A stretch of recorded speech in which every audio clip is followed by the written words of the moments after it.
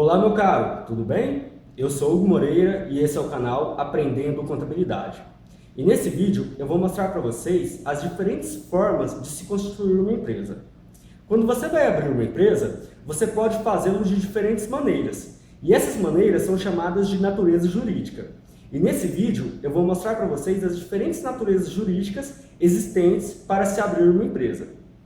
Mas antes de começarmos o vídeo, eu peço para que você se inscreva no canal, nesse sininho vermelho aqui embaixo. Então vamos lá! A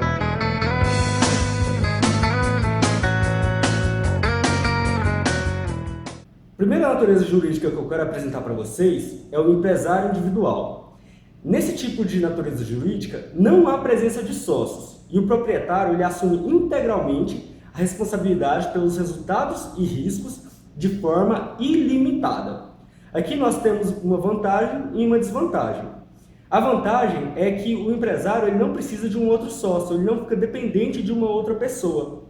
Agora, a desvantagem é que o patrimônio dele ele fica muito mais exposto do que se ele fosse abrir de outra forma. Então, se a empresa dele acarreta dívidas, o primeiro ponto para pagar essas dívidas vai ser pegando o patrimônio líquido dessa empresa. Mas se o patrimônio líquido da empresa não consegue suportar as dívidas, então o patrimônio pessoal do sócio ele será atingido. Ou seja, o patrimônio pessoal do sócio ele tem uma vulnerabilidade maior.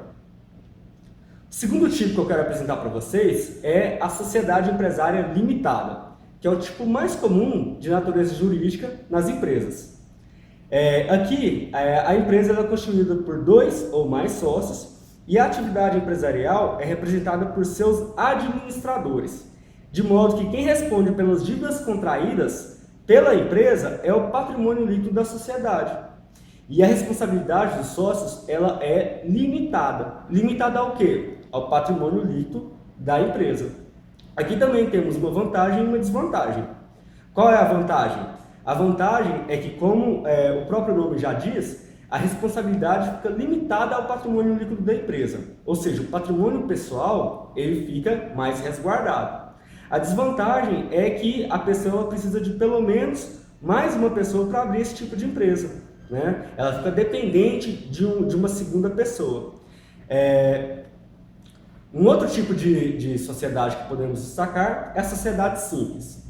Aqui, a atividade da empresa é a capacidade de exploração dos serviços dos próprios sócios. E eu vou dar um exemplo para vocês.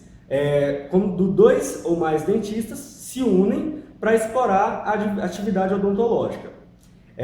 Mas é importante destacar o seguinte, se esses dentistas eles se unissem para explorar a atividade odontológica, contratando terceiros, ou seja, outros dentistas para fazer os serviços, não poderia ser sociedade simples. Aqui os próprios sócios têm que fazer o serviço. E qual que é a vantagem da sociedade simples? A vantagem é que o ISS ele não fica proporcional ao faturamento da empresa, ele fica fixo, como o ISS de autônomo. Um outro tipo de sociedade que eu posso apresentar para vocês é a sociedade anônima, mais conhecida como SA.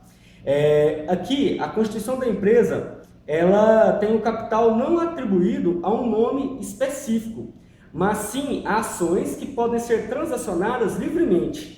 Então, qual que é a vantagem daqui? Se a gente tivesse uma empresa limitada e eu quisesse transferir as minhas cotas para uma outra pessoa, eu teria que fazer uma alteração contratual, ia ter toda uma burocracia, eu teria taxas e despesas para pagar. Na sociedade anônima, não. Na sociedade anônima, a burocracia é mínima. E eu posso transferir de uma maneira muito simples as minhas cotas para outra pessoa. Só que essas cotas aqui, no caso, são chamadas de ações.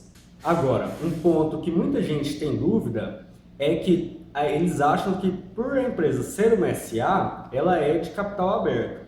Isso é, que as suas ações elas são comercializadas em bolsa de valores, onde qualquer pessoa pode comprar. E isso não é verdade.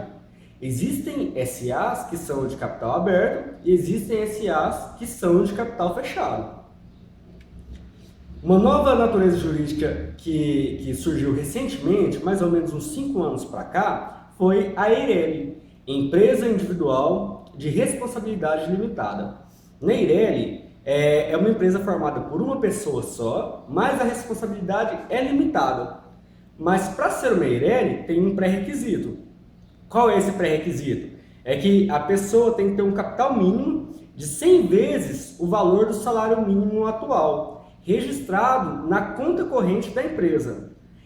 Ou então esse capital ele pode ser integralizado por outros ativos, como veículos e imóveis.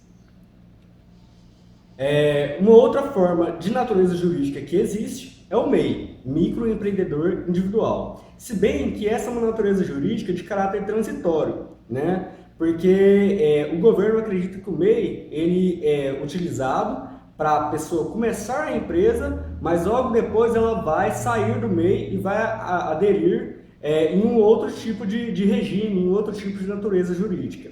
Tá? Mas o MEI ele é formado por uma pessoa só que o faturamento da empresa ele não pode ultrapassar os 60 mil anuais, que dá uma média de 5 mil mensais, e também ele não pode ter mais do que um empregado trabalhado e nem ter o nome em outra empresa, ou seja, ele não pode ser sócio ou ter uma outra empresa em seu nome. Todos esses tipos de empresas que eu falei agora são empresas com caráter de fins lucrativos, mas existem também naturezas jurídicas para empresas sem fins lucrativos. E eu posso citar, por exemplo, a sociedade cooperativa. A cooperativa ela é constituída por no mínimo 20 pessoas, que é uma associação autônoma para satisfazer as necessidades de propriedade comum, onde cada sócio tem o mesmo poder de decisão e o controle da cooperativa ele é democrático. Se esse vídeo foi útil para você, eu peço que curta, comente e compartilhe, porque assim você vai ajudar muito o canal a crescer, tá? Muito obrigado, um abraço e até a próxima!